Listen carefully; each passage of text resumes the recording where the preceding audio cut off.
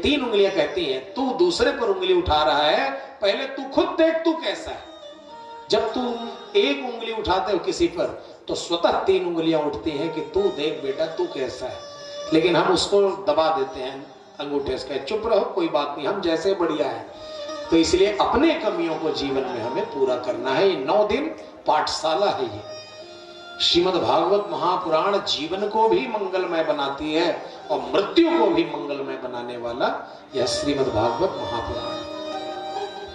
तो कन्या का भी क्रय विक्रय होने लग गया है, आपस में ही दोनों में झगड़ा होने लग गया है। इसलिए ये सब देख देख करके मेरा मन अशांत हो गया। मैं श्री धाम वृंदावन गया तो वृंदावन में मैंने देखा कि एक युवती जो है खिन्न मना बैठी हुई है। ध्यान से सुनिएगा, भक्ति ज्ञान वैराग्य है। तो देवी बैठी हुई है।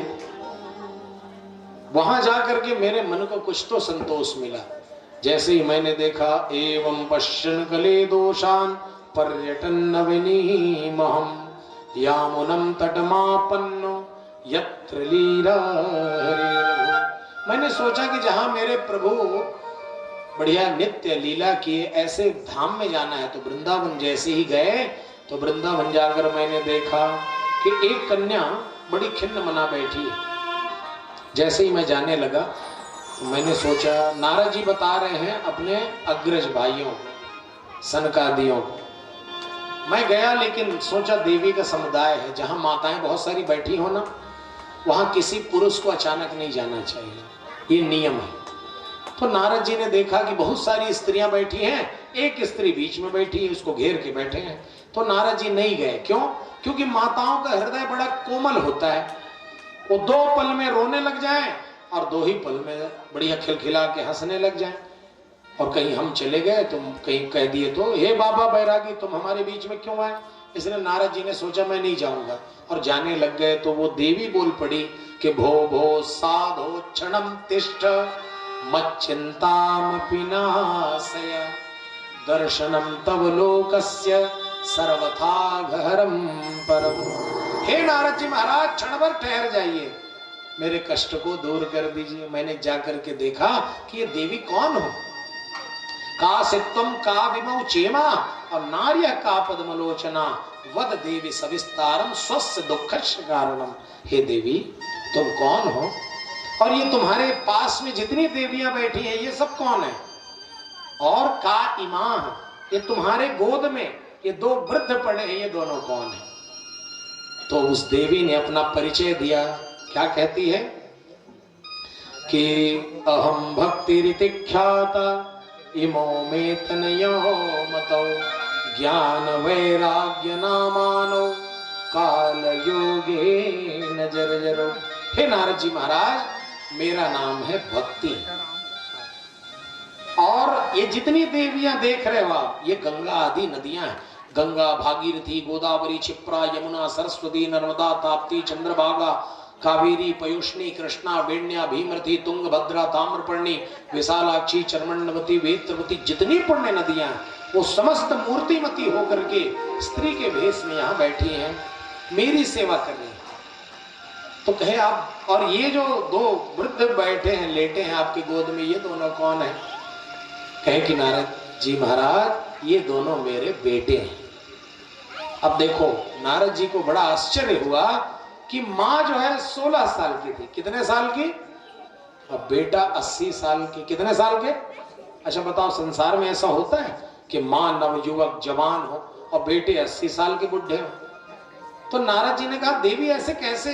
कहे बस इसी दुख से मैं दुखी हूं क्योंकि वृंदावनम पुनः प्राप्य नवीनेन स्वरूपिणी। मैं बहुत खिन्न मना थी। मैं जैसे ही वृंदावन आई तो मैं तो नवयुवती हो गई, जवान हो गई, लेकिन मेरे दोनों बेटे बुढ़े हो गए। क्या बताऊं?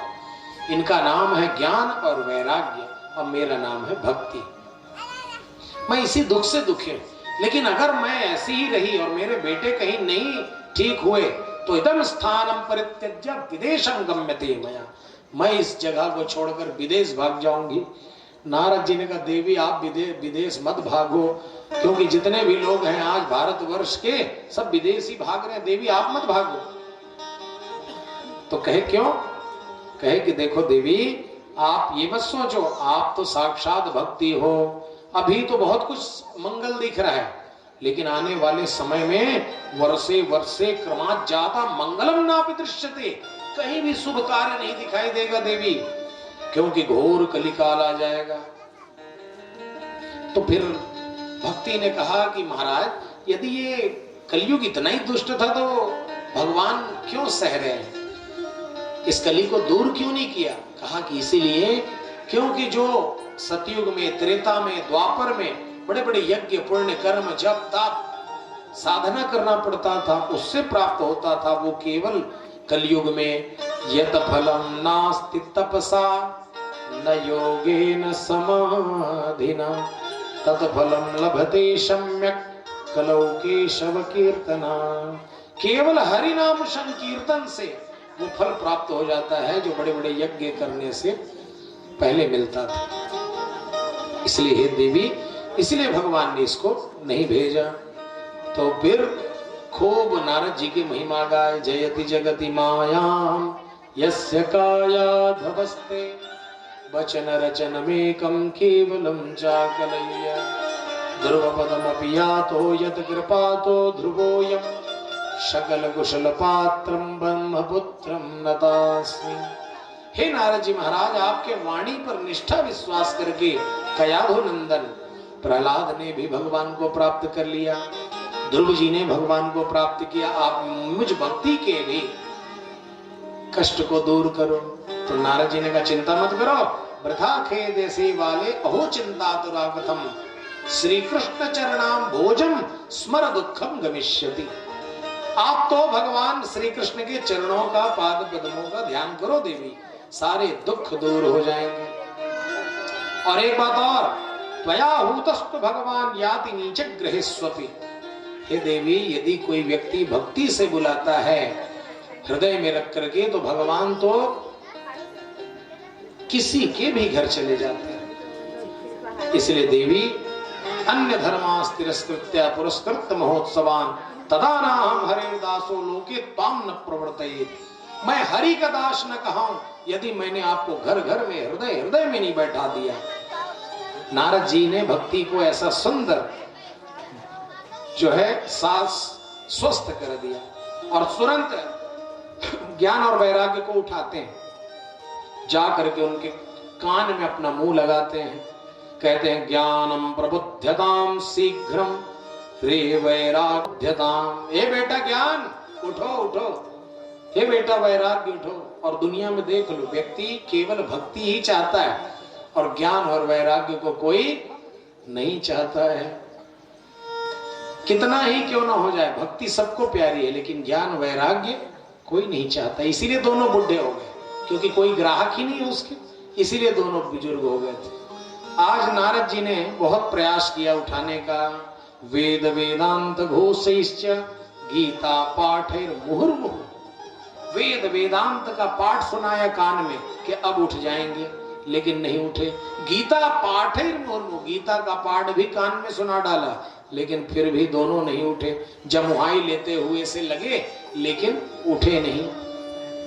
उसी समय एक व्योमवाणी हुई। व्योमवाणी तदैवा भून रिज्यते खिद्यता मिले उद्यम सफलस्तेयम भविष्यति न संशयः।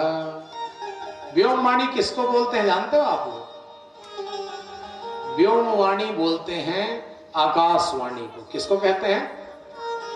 हाँ, रेडियो वाला आकाशवाणी नहीं, वो वाला आकाशवाणी। पहले कहता था रेडियो में ना आकाशवाणी ऐसे कह के, अभी भी जो सुनते हैं वो लोग बोलते हैं, तो वो आकाशवाणी नहीं, भगवान की वाणी को ही आकाशवाणी कहते हैं, दिव्य वाणी। किम कर्तव्य विमूढ़ जब कोई हो जाता है ना, तो भगवान स्वयं पहले बोल देते थे ऐसा करो, तो तुरंत आकाशवाणी हुई और कहा कि जो आप उद्यम कर रहे हो निश्चित रूप से ये पूर्ण होगा, लेकिन आप सत्कर्म करो। क्या करो? सत्कर्म। और सत्कर्म की परिभाषा क्या है, सत्कर्म किसे कहते हैं, ये आपको संत लोग बताएंगे। बस इतना बोला और आकाशवाणी गायब। अब नारद जी ने सोचा है क्या सत्कर्म नहीं है मैं जो कर रहा हूं, अरे मैं भी तो कर रहा हूं, वेद वेदांत गीता का पाठ सुना रहा हूं, क्या सत्कर्म नहीं है? और यदि ये सत्कर्म नहीं है तो सत्कर्म क्या होगा? और यदि सत्कर्म होगा तो वो कौन से महात्मा बताएंगे? क्योंकि आकाशवाणी ने गोलमाल बात किया, ये भी बता देते ये महात्मा बताएंगे तो उनके पास चला जाता, लेकिन उसने नाम भी नहीं बताया। क्या करूं?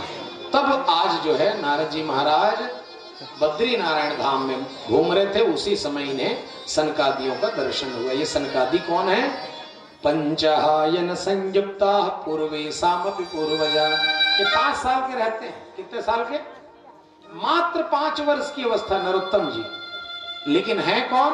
पूर्वे सामपि पूर्वजा। हमारे क्या दुनिया में सबके पूर्वज के पूर्वज है। ये ब्रह्मा की सृष्टि में सबसे पहले ये चारों महात्मा बने हैं, लेकिन आज भी केवल 5 वर्ष के रहते हैं। कितने वर्ष के? ना उनके दाढ़ी आती है, ना मूछ आता है। क्यों? ना वो कभी बुजुर्ग होते हैं। जरा युष्मान न बाधते, केवल 5 साल के ही रहते हैं। कारण क्योंकि उनके मुखार विंद में कुछ नाम रहता है। कौन सा नाम? हरि शरणम